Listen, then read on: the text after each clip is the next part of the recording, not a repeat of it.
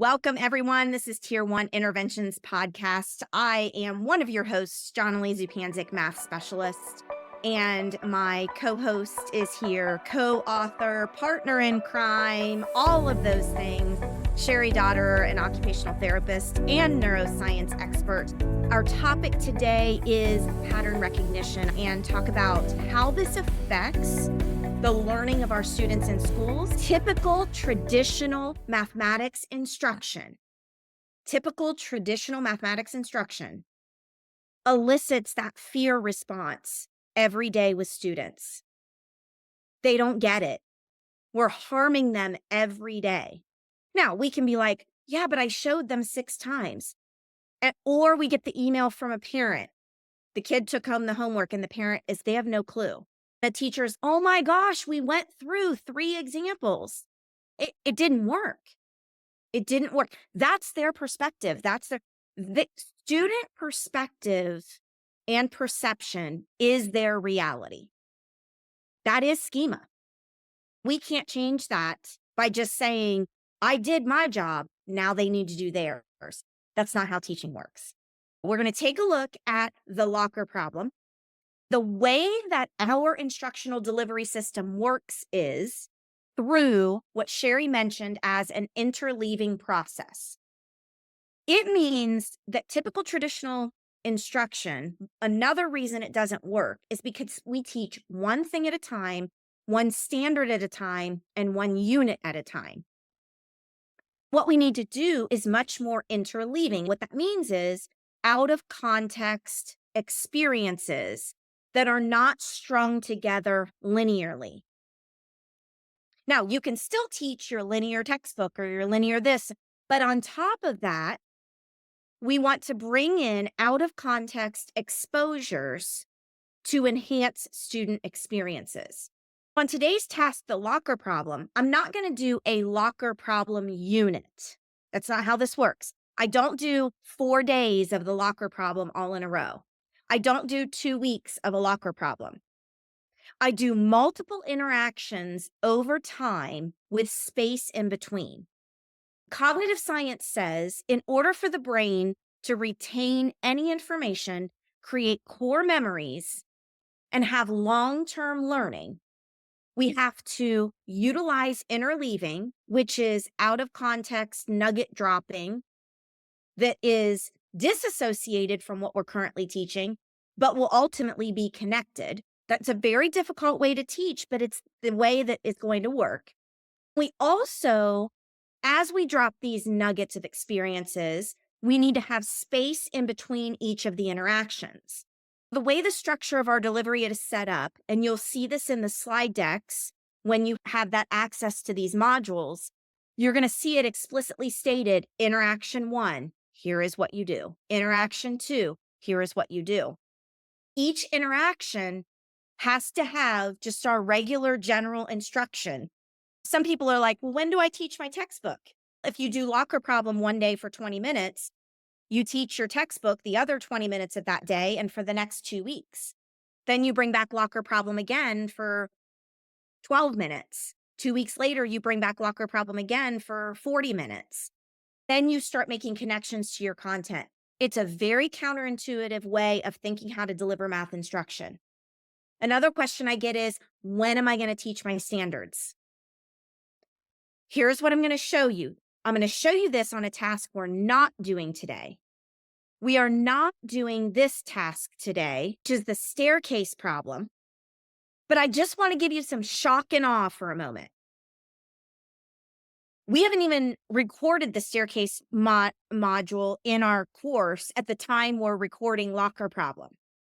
But if I look at all of the standards that the staircase problem can teach, here are kindergarten, first grade, second grade, and I'm just scrolling. If you can't see this, you're not getting the shock and awe value. Don't worry about it. But if you're seeing this, I just want you to see all of the standards from each grade level that can be taught through one of our tasks called the staircase problem. Now, I also did this for the locker problem. But the locker problem is a little different type of problem. The locker problem is so foundational for habits of mind that it's not going to hit as many standards. What we as teachers will often think is, oh, it's not important. But actually, the locker problem is even more important because it directly relates to pattern recognition.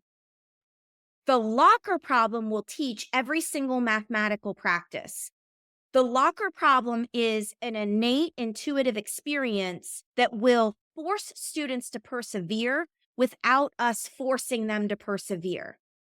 The locker problem will naturally and organically create an experience where kids are able to reason abstractly, quantitatively, argue, debate with others, understand the reasoning of others, and be able to explain their own reasoning.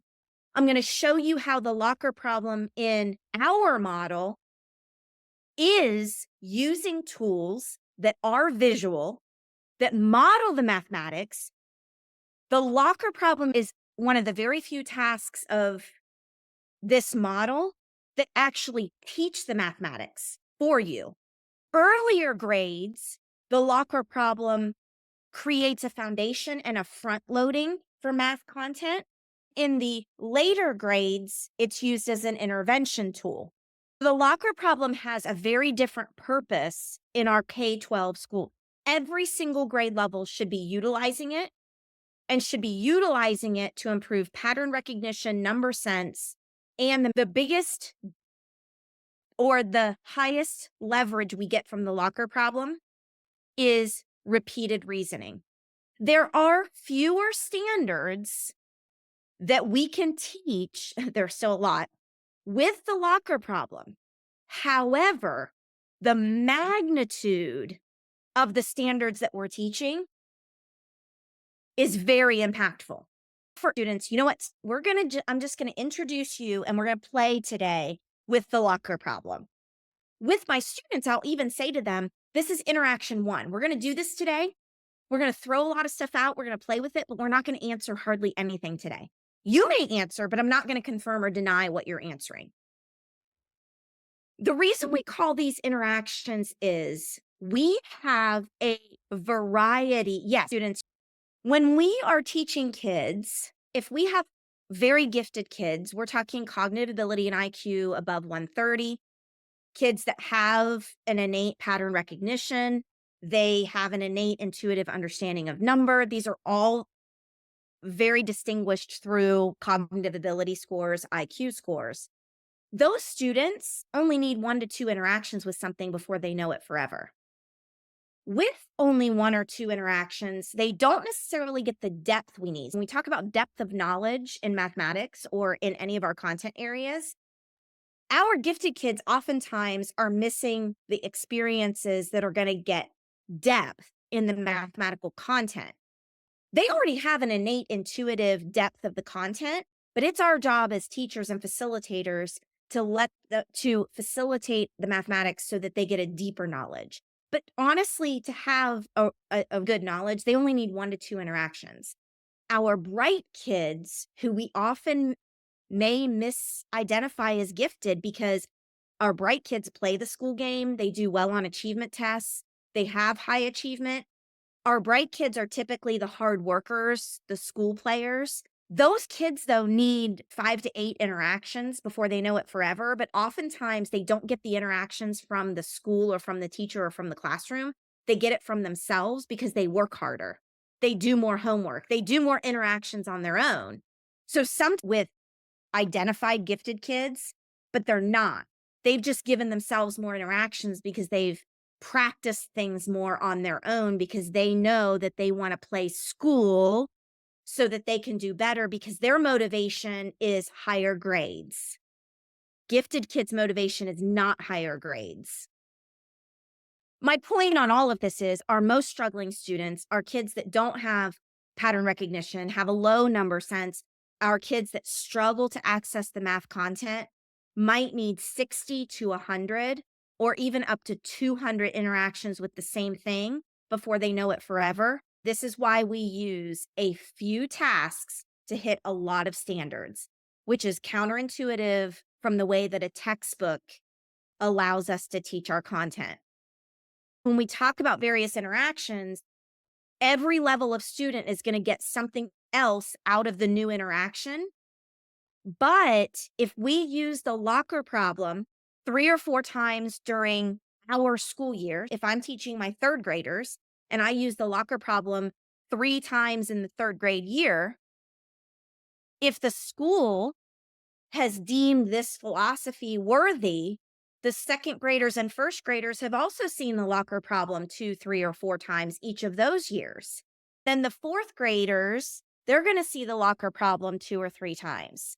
By the end of fourth grade, look at how many interactions we've provided. And these are actually more powerful and more impactful interactions than a textbook interaction because it's experiential, it is hands-on, it's visual, it's sensory, it includes all of those things, which actually one interaction can count sometimes as 5 or 6 interactions because of all of the other sensory experiences that we're providing in this lesson. Let's get to it. I'm going to share the problem. I'm going to show you how it works, and then I'm going to get some of your feedback, and I'm going to allow you all to process out loud because we've been yakking at you a lot, but that is the structure of these modules. I hate to say they're sit and get, but they're very seminar style, so you can get as much information as possible. We are teaching you in a little bit of a different model than what we promote teaching kids. I just want you guys to understand that because you need information. You're an adult. This is how you need to access the information. The locker problem is stated as this. I tell my kids, whether they're first graders or high school students, if they're high school students, I'll say at Canary High School, whatever. At Canary Middle School, there are 1,000 lockers and 1,000 students. These silly students play a game of opening and closing lockers. So I tell my kids, look, don't try to make sense of it. We're not unlocking locks. No, they're not locked. We're just opening and closing lockers in a certain pattern. That's it. Don't overthink it. Just bear with me. All right. In a moment, we're going to act this out because one of the greatest problem-solving strategies is for kids to act out the situation in order to solve it. Experiential learning by doing.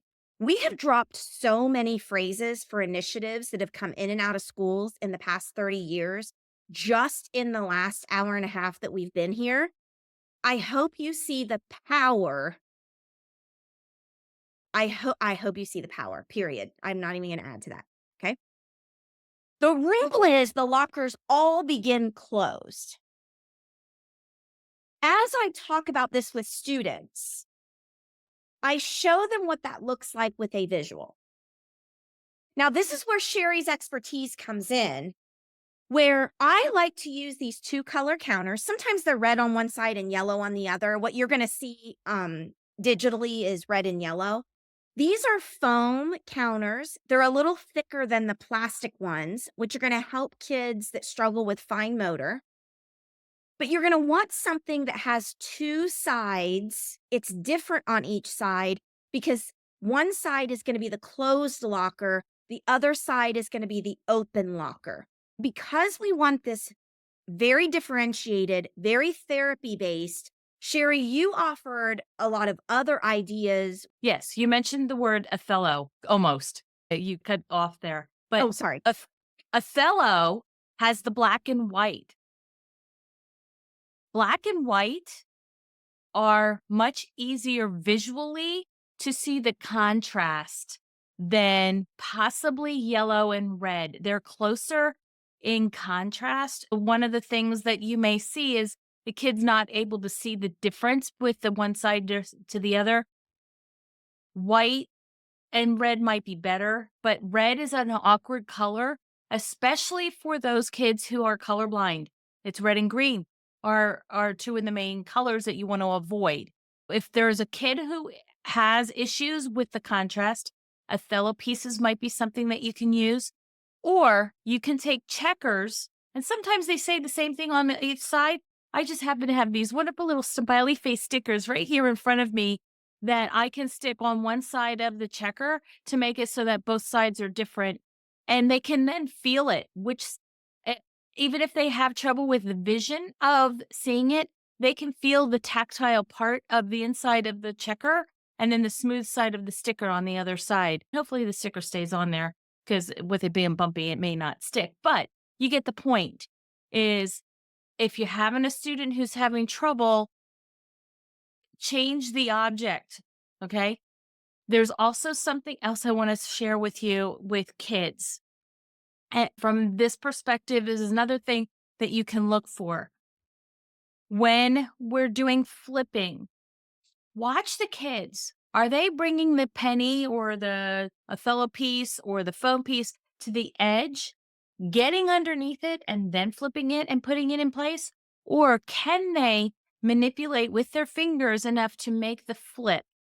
If they are bringing it to the edge and flipping it, I recommend that you take a closer look at their manual dexterity, and that will be a, hey, OT, I noticed this with my student. Please take an OT can do a screen of that student. It's going to be especially important for those of you who are doing those K1 and 2 era kids than it is going to be later on. Hopefully by later on, they can do that. One of the tasks that you can do before you get the OT screen is to put dice in their hands and have them manipulate the dice or small objects. Get the dice, bring it to their fingertips, and put it down in a cup or something like that. Manipulate their hand, get the dice, put it down. Getting used to manipulating those fingers and what they're doing with their fingers is going to help not just flipping the coins, it's also going to help their writing skills. Y'all, let's not just slide past this. Okay? That is flippin' brilliant. See what I did there? Flippin'. Ha. Yeah, well, but in all seriousness, I want us to not just like rush past this, okay? Oftentimes my K1 teachers will say, "You know what? I love the idea of that problem, but my kids just can't do that. They can't this, they can't that." This is the reason we have adaptations because we have to have our K1 kids experiencing locker problem. Even if it's just playing the game and there's no other intentional mathematics that's being taught from it. They have to have the experience. Remember, we're building their schema. Without the experience, if kindergarten and first grade teachers say, no, we'll wait until they're older to do the locker problem, we've now just said we don't have any desire to develop their schema. That is going to be detrimental down the road mathematically. When you listen to these adaptations that Cheri's talking about, instead of not doing the task because the kids are going to struggle, we do the task, we make it messy, we analyze it, we tell kids, you're going to struggle, this is going to be a mess. And then we assess where kids are, then make these adaptations. See, we have to make the math accessible. This is why, and I'm going to say this and say what you will about it. In Asian countries, their kids can do more complex mathematics than we can here. When the Singapore curriculum was adopted in the United States, it miserably failed. It failed, and so will Tier 1 interventions if the training is not there to change the instructional delivery and the mindset of the teacher. It shouldn't have failed. Those kids, for no difference than our kids cognitively, their brains are no different than our kids' brains. Their situations might be different. How people feel about education might be different. Okay, you can say what you will, but the brain structure, exactly the same. If their kids can do it, our kids can do it. The way that they get their kids to do it, the way that they get their second and third graders thinking algebraically is through Tier 1 interventions tasks. This is the answer. You expose kids to experiences that are high-level complex mathematics, like the locker problem, and you just have them play with it at that level. You don't push the mathematics. All right, Cheri, give us an unveiling of what you have been working so hard on and what we have to offer people Yes. that's just fun. Yes. This came totally out of left field and totally not in my thought process until I got something on Facebook one night that said, "Why don't you do this?" And I'm like, "But I can't. There's nothing we have to offer." We do.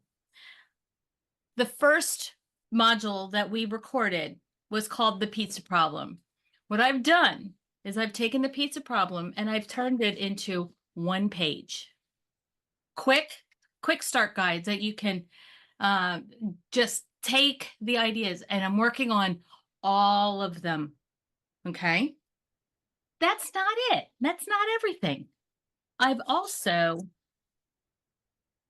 had to incorporate some ideas for writing. There's some ideas for writing. And on the back of that, there is a checklist on what to look for when you've got kids who have writing struggle, where the core issues might be. But that's not all. We have some presents for you. Inside this little package is a little gift for you. We have gifts like this for you. Everybody needs stickers, right?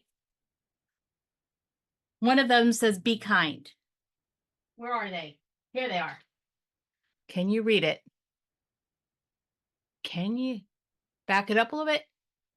Maybe because it's the wrong way. There we go. I am brilliant. This goes along with, where did I put it? Why do short pencils help our kids? If you gave a kiddo a pencil that says, "I am brilliant," who's struggling, what does that tell them? Locker problem magnets. Found this amazing game. It has all of these colored stickers that are made out of squares.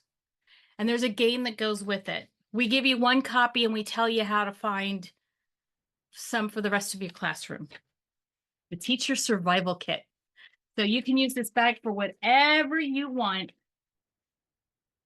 Plus, just for the holidays, we got some socks for you. Because you always want to come warm up by the fire, right?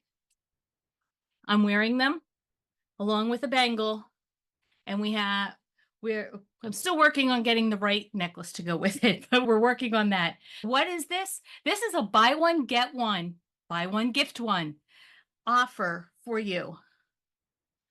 And let me share my Now, the screen. whole premise, as she's getting to share her screen, is teachers are going through a lot right now. We're struggling. Sarah, you had the question of what are the best adaptable resources? We've combined that question for each of the tasks. Like, what are the best adaptable resources for each of the tasks? We have a quick start guide. It's all based on the tasks, but it's also based on teachers need to just take care of themselves. There's a combination of this, and it's called 3D. 3D, the three disabilities, dyslexia, dysgraphia, dyscalculia. It's relief in 3D so that we can get some relief for our struggling students, and then just fun relief for us, like good, fun gift for us. You could actually get the subscription box for yourself, and you get a box every month with something new related to a different This task. is just the holiday box that's buy one, gift one. We haven't even Exactly. started the subscription yet. But but this is like the what is this whole thing? But what Cheri has right now is, and take it away, Cheri, because you've got this, like, how would you launch this not only for yourself but for someone else? Here's just a special packaging. So yeah, tell us about this, Cheri. She had So, to go. Janet, She had to you go. have how many other seventh grade teachers? And I don't know if you guys do a gift exchange, but your Secret Santa gift could be right here, right now, and it could have stuff for your fellow teachers as well as something for you. We have a lot in store, a lot coming up, a lot to unveil. It's going to be an amazing year, not only with the tier one, but also with all of these additional things that we will have to offer. Some of the things we come out with, you guys will be gifted some of that for being tier one members, and some of it will be additional, but you will be in our wheelhouse for all of the unveiling.